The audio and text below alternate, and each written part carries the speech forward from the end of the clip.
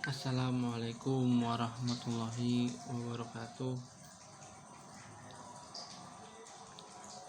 Selamat berjumpa kembali pada kesempatan ini.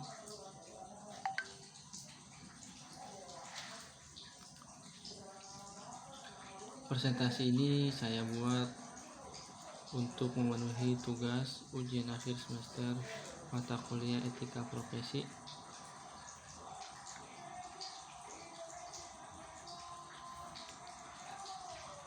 Kita harus mengetahui terlebih dahulu dari pengertian etika profesi. Etika profesi menurut kajian pustaka etika profesi adalah sebuah panduan profesionalisme dalam dunia kerja. Apa itu profesional? Ya, profesional kita harus bersikap bisa dikatakan tepat mengambil keputusan, bisa menempatkan posisi saat kita bekerja antara pekerjaan dan urusan pribadi kita.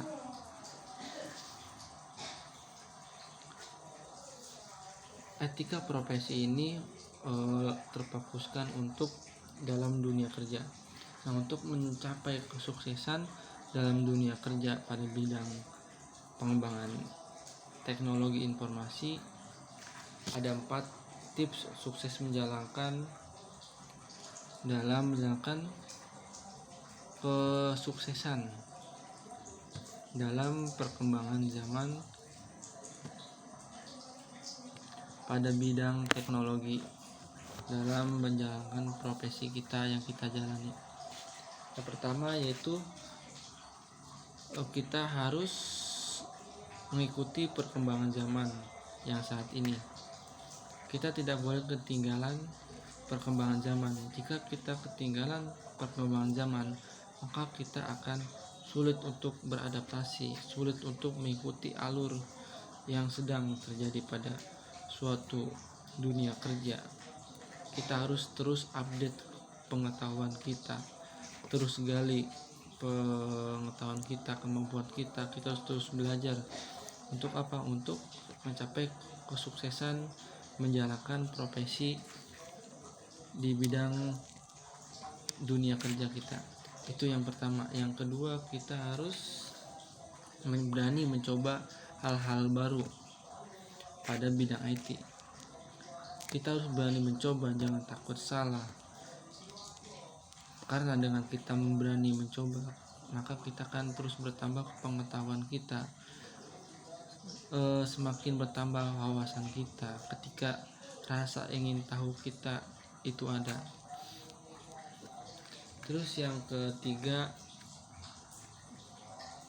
kita harus aktif dalam organisasi lingkungan kerja kita dengan isu-isu yang sedang ada pada pembahasan tentang perkembangan zaman, masalah yang ada pada perusahaan. Sebisa mungkin kita mencari solusi untuk mempermudah dari masalah yang ada.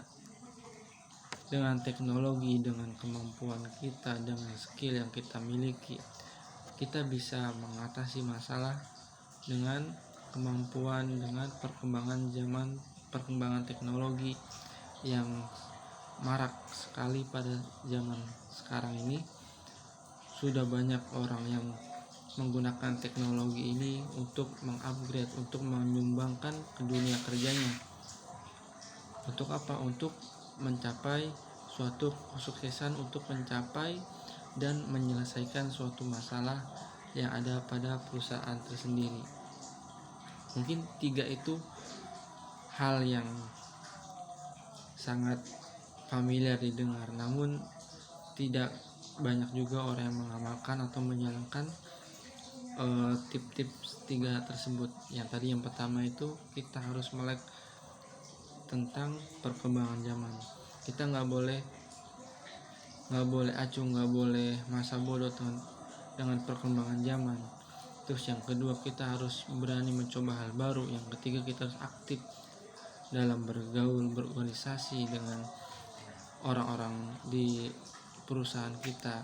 Untuk apa? Untuk kita mencari bisa berkontribusi dari diri kita untuk perusahaan. Dengan ada kontribusi dari kita, maka perusahaan pun akan melihat kita, melihat kinerja kita, melihat skill, kemampuan kita. Maka dengan hal itu perusahaan akan mempertimbangkan pribadi kita, entah bisa menaik jabatan, entah bisa kita jabatan sama tapi kita bisa nego gaji dan banyak lainnya. Mungkin sekian presentasi hari ini, kurang lebihnya mohon maaf. Terima kasih kepada Bapak Yogi, kepada dosen pengajar etika profesi. Mohon maaf bila ada kesalahan atau salah-salah kata ataupun keterlambatan dan yang lainnya, mohon maaf. Saya akhiri. Assalamualaikum warahmatullahi wabarakatuh.